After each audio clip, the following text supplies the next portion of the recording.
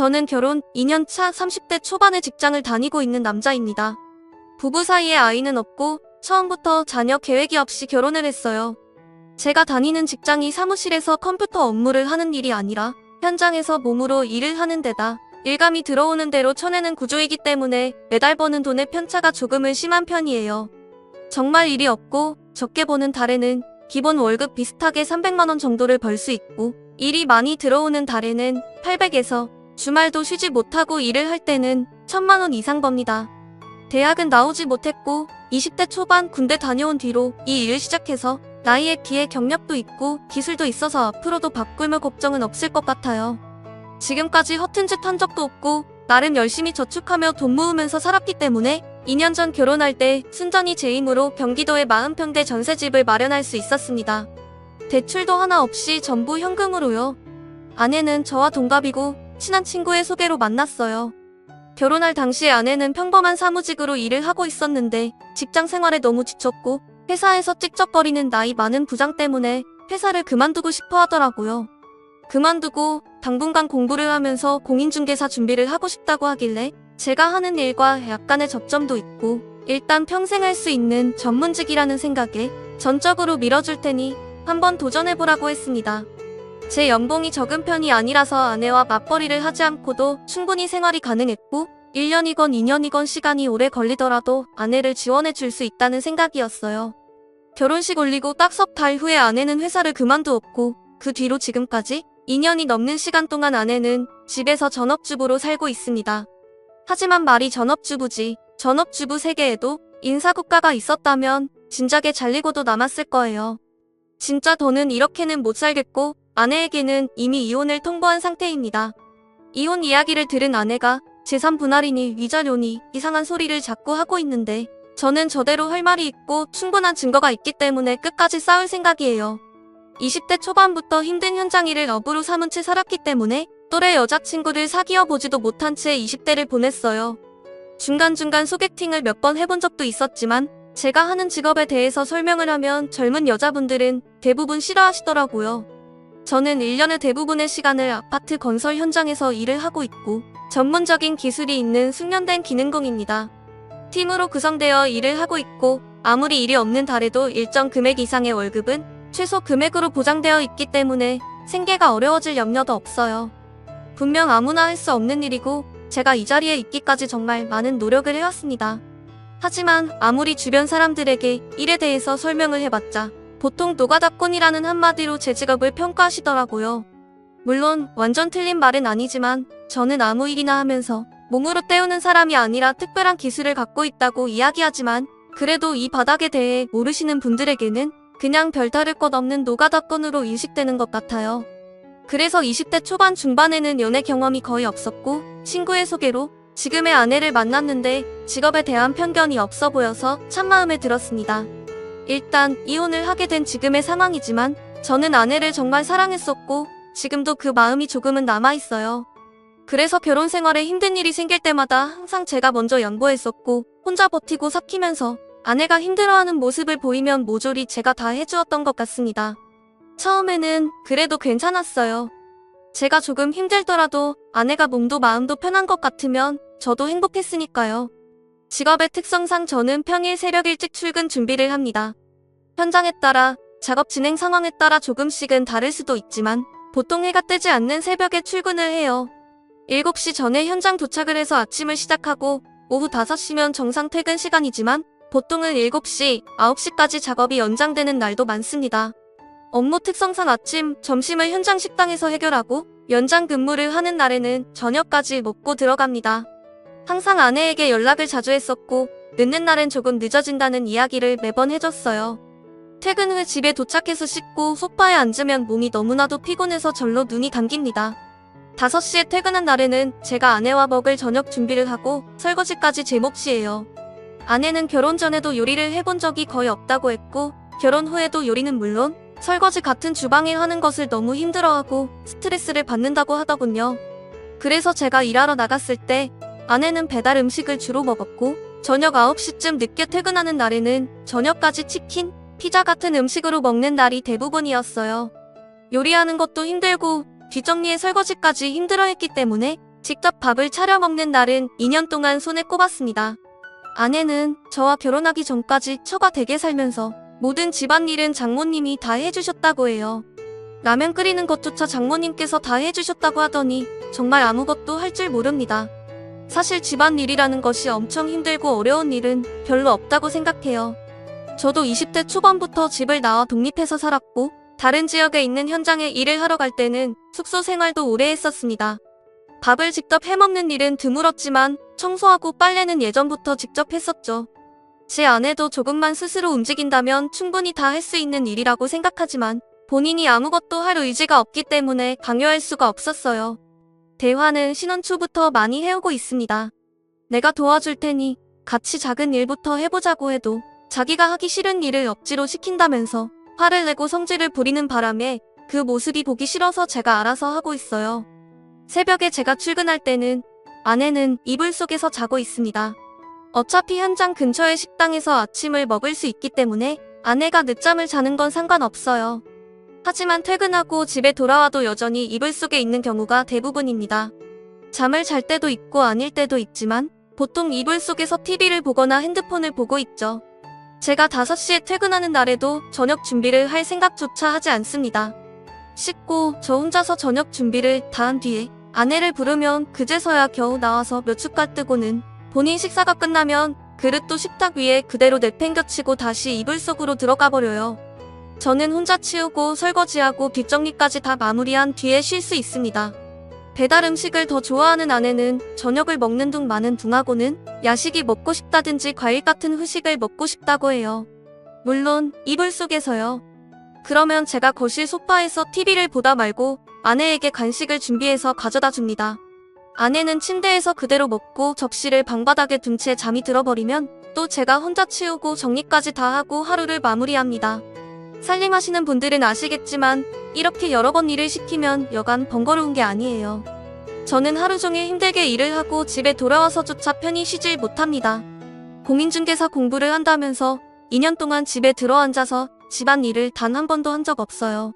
새벽 출근길에 저를 배웅해준 적도 없고 추운 날 더운 날 밖에서 일을 하는 저를 위해서 저녁 밥상을 차려놓은 적도 없고 빨래 청소 쓰레기 분리수거하는 것도 단 한 번도 없었고 정작 그렇다고 공부를 열심히 하는 것도 아닙니다. 제가 출근하고 나면 11시, 12시에 일어나서 바로 배달 음식을 시켜 먹어요. 먹고 나면 일회용 배달 용기들을 제대로 정리조차 하지 않은 채 그대로 식탁 위에 올려둡니다. 평소에는 집이 더러운 걸 보기 싫어서 제가 바로바로 정리하지만 한 번 다른 지역으로 2주 동안 출장을 간 적이 있었는데 그때 돌아오니 집안 꼴이 말이 아니었어요. 온갖 쓰레기는 집안에 가득 쌓여 있고 빨래통은 냄새가 진동을 하고 있었습니다. 식탁 위에는 각종 배달 음식들과 말라붙은 치킨뼈가 미라처럼 굳어 있었는데 진짜 비위가 너무 상해서 치우는데 고생했던 기억이 있네요. 그때 아내에게 왜 집을 치우지 않냐고 물었더니 자기는 더러운 건 손대기도 싫고 힘들고 귀찮아서 하기 싫답니다. 빨래를 안 해놓으면 당장 입을 옷이 없는데 어떻게 할 거냐고 물으면 돈도 잘 버는데 새 옷 사서 입으라는 사람이에요. 주말에는 일을 안 하는 날엔 보통 혼자 마트에 갑니다. 일주일치 식료품도 사고 생필품도 필요하지만 평소에 아내가 장을 전혀 볼 생각이 없으니 주말에 제가 가야만 해요. 아내는 마트에 가는 건 끔찍하게 귀찮아하지만 제가 장을 봐온 날에는 뭘 사왔는지 하나하나 꼼꼼히 따져가면서 트집 잡고 잔소리를 해요. 세일 품목이 아닌 걸 샀거나 더 저렴한 것이 있는데 비싼 물건을 사왔을 때는 왜 이런 걸 맘대로 사왔냐고 화를 버럭버럭 냅니다. 본인이 좋아하는 간식이 아니라 다른 맛을 사왔을 때도 미친 사람처럼 화를 내길래 그러면 마트에 갈 때 같이 가서 직접 고르라고 하면 하기 싫은 걸 강요한다며 울고불고 화를 내요. 저랑 작은 말다툼이라도 있을 때면 아내는 매사에 감정적으로 대하고 말문이 막히면 울어버리니까 대화로 풀 수가 없습니다. 한 번은 아내에게 말라붙은 그릇은 설거지하는 것이 너무 힘드니 먹으면 바로 설거지를 하던지 아니면 싱크대에 물을 담아놓으라고 했어요. 제 말을 잘 듣지도 않는 아내가 어느 날 퇴근하고 돌아와 보니 그릇을 전부 싱크대에 물 받아서 담가뒀길래 기특하다 생각하며 설거지하려고 손을 집어넣었다가 접시 사이에 과도를 같이 넣어놔서 제 손이 찔린 적이 있었어요. 생각보다 깊게 찔려서 피가 철철 나는 상황이었는데 당장 내일도 일을 하러 나가야 했기 때문에 응급실에 가서 꿰매야겠다 생각했죠. 그때도 아내는 제가 피를 흘리는 걸 뻔히 알고 있었으면서 옷 갈아입고 나가기 귀찮다는 핑계로 이불 속에 들어앉아 입으로만 조심 좀 하지라고 말을 하더라고요. 머리끝까지 화가 나서 결혼하고 처음으로 아내에게 화를 냈고, 아내는 제가 부주의해서 다쳐놓고 자기에게 화를 낸다며 또 울고불고 난리를 피우더군요. 저는 대화가 불가능하다 생각해서 혼자 택시를 잡아타고 응급실로 갔고 손바닥을 6번을 꿰매고 돌아왔습니다. 다음 날은 일을 할 수 없었고 오래 쉴 수는 없었기 때문에 이틀 후부터 다시 출근했어요. 하지만 제가 손을 다친 상황에서도 아내는 평소처럼 아무 일도 하지 않았기 때문에 퇴근하고 돌아와서 청소하고 집안일을 혼자 다 했습니다. 역시나 무리를 해서 그런지 꿰맨 곳이 며칠 만에 실밥이 터지고 염증이 생겨서 다시 병원으로 가서 재수술을 받아야 했어요. 제가 이런 상황인데도 아내는 미안하다는 말 한마디 없이 시키지도 않은 일을 하느라고 왜 사서 고생이냐는 소리를 하는 사람입니다. 예전부터 저는 혼자 자취를 하며 살았기 때문에 집안일을 바로바로 하지 않으면 직성이 풀리지 않아요. 특히 설거지나 청소는 눈에 더러운 것이 보이면 참을 수가 없습니다. 제가 다쳐서 손을 잘 움직이지 못하는 상황이었지만 아내는 끝까지 자기가 한다는 말은 절대 하지 않더라고요. 다른 이유가 있는 것도 아니고 본인이 하기 싫은데 어떡할 거냐고 당당하게 이야기합니다. 신혼 초부터 지금까지 이렇게 생활을 하니 아내는 결혼 전보다 30kg이 쪘어요. 그래도 예전에는 사회생활도 하고 퇴근하고 헬스장도 종종 다녔던 사람인데 지금은 매일 먹고 자고 전혀 움직이질 않으니 살이 이렇게 찔 수밖에 없더라고요. 한 번은 아내의 핸드폰에서 하루 얼마나 걷는지 살펴본 적이 있는데 평균 100걸음을 넘게 걷는 날이 거의 없었습니다. 그래도 제가 살 빼라고 잔소리한 적 한 번도 없고 아내가 스스로 깨닫고 느낄 때까지 기다리고 있었는데 마침내 본인도 자각했는지 몇 달 전에 운동을 해야겠다며 아파트 앞 헬스장에서 PT를 끊더라고요. 한 번에 5만원짜리였는데 20번을 결제하면 10만원을 할인해준다고 해서 90만원을 일시불로 긁고 돌아왔어요. 아내가 운동만 하고 건강하게 살을 뺄 수 있다면 그깟 돈이 문제겠냐 생각했지만 처음에 딱 2번 운동하고 온 뒤로는 전혀 가질 않았습니다. 아파트 단지 앞에 있는 상가라서 집 현관문 열고 걸어서 5분 정도 걸리는데도 귀찮아서 가기 싫답니다. 그럼 운동 이제 안 할 거니까 가서 환불이라도 받아오라고 했더니 자기는 창피해서 가기 싫다고 저보고 환불 받아오라더군요. 그깟 돈 때문에 아내를 쪽팔리게 할 거냐면서 화를 내고 자기는 아쉬울 거 없으니 그런 일 시키지 말랍니다. 처음에는 아내를 믿고 기다렸고 곧 정신 차리고 공부해서 자격증을 딸 줄 알았어요. 하지만 올해 들어서는 책 펴고 공부하는 모습을 본 적도 없고 문제집에는 이미 먼지가 뽀얗게 쌓여 있습니다. 웬만해서 잔소리를 안 하려고 참고 살았는데 너무 답답한 마음에 아내에게 집안일은 내가 할 수 있으니까 공부라도 조금씩 시작해보라고 했지만 또다시 자기한테 하기 싫은 일을 억지로 강요하려 한다면서 불같이 화를 내고 대화를 거부하더라고요. 이게 어디서부터 잘못된 건지 모르겠습니다. 제가 아내를 사랑하는 마음이 있었기 때문에 지금까지 참아주고 집안일도 맡아 하면서 정신 차리길 기다리고 있었어요. 하지만 아내는 호의를 베풀어주면 고마워해야 하는데 그게 당연히 본인이 누려야 할 권리라고 생각합니다. 장인 장모를 비롯해서 본인 주변 사람들에게 자기가 집안에서 손가락 하나 까딱하지 않는다는 것을 굉장한 자랑처럼 떠들고 다녀요. 당연히 그 이야기를 듣는 사람들은 저를 불쌍한 호구라고 생각할 테고 아내가 떠벌린 이야기들은 돌고 돌아서 제 귀에 들어오게 마련입니다. 장인 장모조차 제가 집안일까지 다 하는 것을 당연하게 생각하시고 귀한 딸을 데려갔으면 고생시키지 말라는 소리뿐이에요.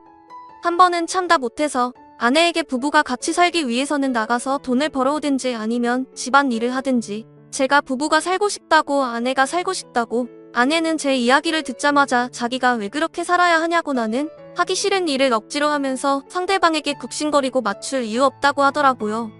항상 말 한마디를 하더라도 저를 이기려고만 하고 본인 자존심을 끝까지 세우기 때문에 간단한 부부 사이의 대화조차 어렵습니다. 이런저런 결혼 생활에 있어서 불만 사항들을 이야기하면 아내는 저를 이상한 사람으로 몰아가고 모든 일의 원인이 저한테 있다고 하는 사람이에요. 그래도 가정을 깨고 싶지 않았고 아내가 언젠가는 변할 수 있다고 믿었기 때문에 지금까지 참고 살고 있었는데 제가 이혼을 결심하게 된 계기가 있습니다. 얼마 전 저녁 9시까지 일을 하고 지친 몸으로 집에 돌아왔는데 아내는 안방에서 자고 있고 식탁 위에는 아내가 먹다 남은 배달 음식이 그대로 널브러져 있더라고요. 안방 문을 열고 이불 속에 들어있는 아내를 본 순간 제 머릿속에 아주 끔찍한 생각이 들면서 스스로 충동을 제어할 수가 없을 정도였습니다. 이대로 집에 있다가는 제가 큰 사고를 칠 것 같아서 순간 제 스스로 너무 무서웠어요. 그날 그대로 집을 나와버렸고 다음날 아내에게 당신과 이혼을 하고 싶다고 이야기했습니다. 아내는 제게 결혼 전에는 사탕 발림으로 다 해줄 것처럼 굴더니 이제 와서 마음이 바뀐 거냐고 화를 내고 욕을 하더라고요. 나중에는 장인어른이 집까지 찾아와 제 멱살을 잡고 당장이라도 주먹을 날릴 기세로 본인 딸 평생을 책임지겠다 해놓고 전부 거짓이었냐며 형편없는 자식이라 욕을 하셨죠. 너가 내 딸 책임져 남자가 한 입으로 두말하지 말게 먹여 살리겠다고 했으면 끝까지 해야지. 아내와 그 집안 사람들에게 뭐라고 욕을 먹더라도 이혼을 하는 것만이 제 살 길이다 생각했고 끝까지 택을 굽히지 않았어요. 그랬더니 재산 분할로 지금 살고 있는 신혼집 전세금을 빼서 달라고 했고 이혼 요구 때문에 정신적 피해를 입었다며 위자료를 2천만 원 달라 하더군요. 지금까지 2년 동안 제가 그 집 딸을 먹여 살리다시피 했는데 이건 해도 너무한 강도 같은 처사라고 생각했어요. 납득할 수 있는 금액이면 빨리 줘버리고 관계를 정리하고 싶었지만 도저히 받아들일 수 없는 요구 때문에 저도 변호사를 찾았습니다. 아내가 지난 2년간 배우자로서 아무런 일도 하지 않았다는 것은 제 핸드폰에 있는 대화 내용으로 충분히 증명이 가능했고 이제 남은 일은 법정 싸움뿐인 것 같아요. 아내를 정말 사랑하는 마음으로 지금까지 참으며 결혼 생활을 유지하고 싶었는데 더 이상은 제 수명을 깎아먹는 짓이라 생각해서 못하겠습니다. 차라리 남은 평생 혼자 사는 한이 있어도 식충이나 다름없는 저 인간 먹여 살리고 싶지 않아요. 장인 장모께서 본인들 딸이 손 하나 까딱 안 하도록 키워놨으니 앞으로 책임지시고 딸 먹여 살리시길 바랄게요. 처음에는 이혼하는 아내에게 미안해서 적당히 줄 건 주고 끝내려고 했지만 이제는 마음이 바뀌어서 어떻게든 한 푼도 주지 않고 끝낼 겁니다. 그동안 너무 힘들었지만 아내와 별거하고 혼자 사는 지금이 너무 편하고 행복하네요. 오늘의 제 이야기는 여기까지입니다. 끝까지 들어주셔서 정말 감사드려요. 다들 행복하시고 좋은 하루 보내시길 바랍니다. 다음 사연입니다. 안녕하세요. 저는 29살 말단 공무원 여자입니다. 제가 잘못한 것이 있는지 여러분들께 묻고자 이렇게 글을 적습니다. 저와 남친은 둘 다 공무원이고 같은 직종에 있어요. 결혼 준비를 하면서 저희 결혼에 대한 지원은 누구에게도 받지 않았습니다. 둘이 모은 돈으로 투룸 전세 없고 혼수는 제가 자취하며 쓰던 것들로 최대한 하려고 했습니다. 그런데 전혀 생각하지 못했던 일 때문에 결혼은 없던 것으로 하게 되었어요. 저는 어렸을 때 부모님이 이혼을 하셔서 외할머니, 외할아버지, 엄마 이렇게 함께 살았습니다. 저는 외동이고요. 몇 년 전에 외할아버지께서 돌아가셨고 저희 집은 명절에 외할아버지 차례를 지냅니다. 외할아버지는 저에게 아빠와 같은 존재였습니다. 결혼 후에도 명절 차례뿐만 아니라 외할아버지 기일의 제사에도 꼭 참석을 해서 외할머니, 엄마와 함께 제사 음식도 하고 제사도 지내고 싶은 마음이에요. 그런데 제가 결혼을 해서 만약에 명절에 시댁에 있어야 해서 노쇠하신 할머니와 엄마가 둘이서 쓸쓸하게 차례를 지낸다고 한다면 저는 못 견디게 슬플 것 같습니다. 그래서 남친에게 이런 사실을 다시 한번 전부 말하고 명절 2번 중에서 한 번은 시댁에 가고 한 번은 친정에 가자 이렇게 얘기를 꺼냈습니다. 남친은 명절에는 시댁에 가는 것이 당연한 것처럼 말하더라고요. 저는 남친에게 그럼 명절 당일 우리 각자 집으로 가서 차례를 지내는 것이 어떨까 하고 제안을 했습니다. 어차피 차례는 명절 당일 아침 일찍 지내는 것이니 내가 할아버지 차례를 지내고 바로 시댁으로 가겠다는 말이었어요. 그리고 다음 명절에는 남친이 시댁에서 차례를 지내고 바로 저희 집으로 오는 것으로 하자고 했습니다. 참고로 저희 집과 남친 집은 40분 거리입니다.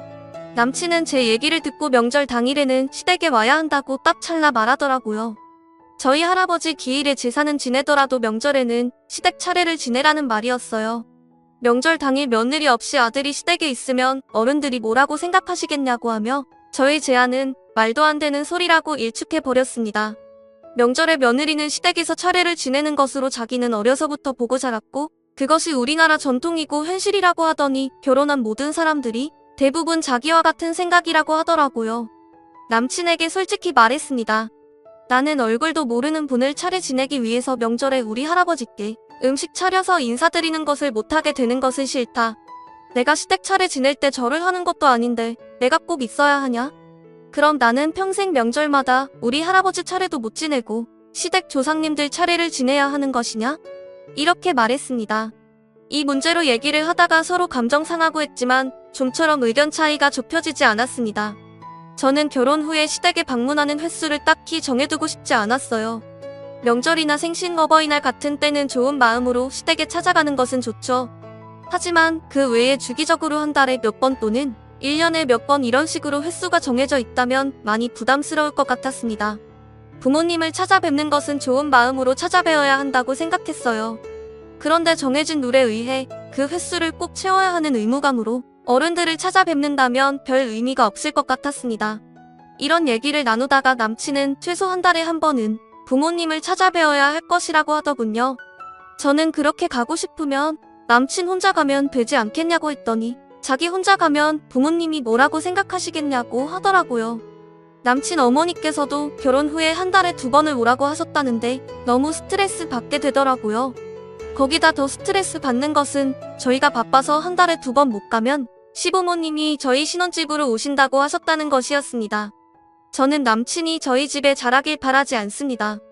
강요로 되는 것도 아니라고 생각해요. 처가에 찾아가는 횟수는 중요하지 않아요. 저희 집은 제가 잘하면 된다고 생각했습니다.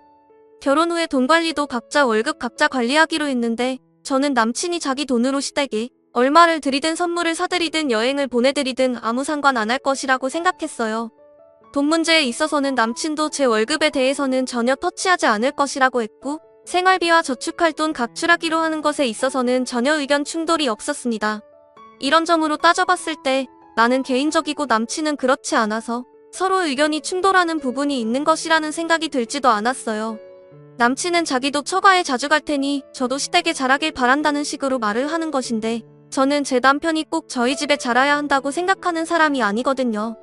저희 엄마와 할머니한테는 내가 잘하면 되는 것이고 그냥 내 아빠 역할까지 해주셨던 할아버지를 명절에 내가 음식 차려서 차례 지내드리고 싶은 마음뿐입니다. 남친이랑 최근까지 의견차를 좁히지 못하고 있다가 또 얘기를 하게 되었는데 매번 하던 패턴대로 대화가 이어져 나갔죠. 남친은 제가 시댁에 대한 마음가짐 빼고는 성격도 활발하고 요리도 잘하고 자기에게 잘해줘서 좋다고 하더니 그런데 상식적으로 생각하자면 우리나라 여자들은 명절에 당연히 시댁을 가고 시댁에 희생을 하는 것이라고 하더라고요. 이게 우리나라 상식이라고? 하는 생각밖에 안 들었어요. 저는 사랑하는 남편에게 희생할 수는 있어도 시부모님과 시댁 식구들에게 희생할 생각은 전혀 없거든요. 저도 남친이 너무 좋은데 이제는 어쩔 수 없겠다는 생각만 들었습니다. 그런 상식을 우리나라 사람들이 전부 가지고 있는 것이 확실하냐? 그건 남자가 집 마련해서 결혼했을 때 통하는 상식이 아니냐고 물었습니다. 세상이 많이 바뀐 것은 모르고 남자 쪽에서 꼭 집을 해오던 부모님 세대에나 있었던 일을 현재의 상식이라고 착각하는 것 같다고 말했습니다. 우리가 직업이 같으니 남친도 마찬가지지만 나 정말 민원인들 상대할 때는 많이 힘들고 박봉이기는 하지만 안정된 직장 다니고 있고 결혼 못해서 안달난 사람도 아니라고 했어요. 그런데 나는 오빠에게 희생이나 양보를 바란 적 없지 않냐고 그냥 각자 집에 잘하자 이건데 이런 것마저도 안 통하면 내 인생 바쳐서 시댁 식구들에게 충성해야 할 것 같아서 결혼 안 하겠다고 했습니다. 양가의 도움받은 것도 없이 결혼하려는 마당에 나도 내 조상이 있고 나도 내 할아버지 차례 지내고 싶고 같은 돈을 버는데 명절에 내 할아버지 못 모시고 시댁 차례를 지내야 한다면 이건 정말 가부장적 시대에도 없었던 일이라고 말했습니다. 오빠가 말하는 것은 과거와 현재 어느 시대에도 없던 상식이고 그냥 착각일 뿐이라고 말하면서 확실히 말하는데 이제는 오빠가 내 의견을 받아준다고 해도 오빠에게 너무 실망해서 우리 결혼 못할 것 같다고 말했네요. 꼭 그래야겠냐고 묻길래 그렇다고 했더니 알았다고 먼저 일어나더니 남친은 며칠 동안 저에게 전화와 문자로 다시 생각해달라 너의 의견을 받아들이겠다 했습니다. 저는 더 이상은 안 되겠다고 말했고요. 이젠 남친도 저에게 거의 연락하지 않고 정리가 된 것 같습니다. 제가 비혼주의는 아니어서 어차피 나중에 결혼을 하게 될 것이라서 여러분께 묻는데요. 제가 남친에게 잘못된 논리로 말한 것이 있나요? 다른 남친을 만나게 되더라도 제 생각을 바꿀 마음은 전혀 없긴 하지만 그래도 혹시 저 혼자만의 생각으로 세상을 살고 있는 것은 아닌가 궁금해서 많은 분들께 여쭤보고 싶습니다. 오늘의 사연은 여기까지입니다. 재밌으셨다면 좋아요, 구독 부탁드려요. 감사합니다.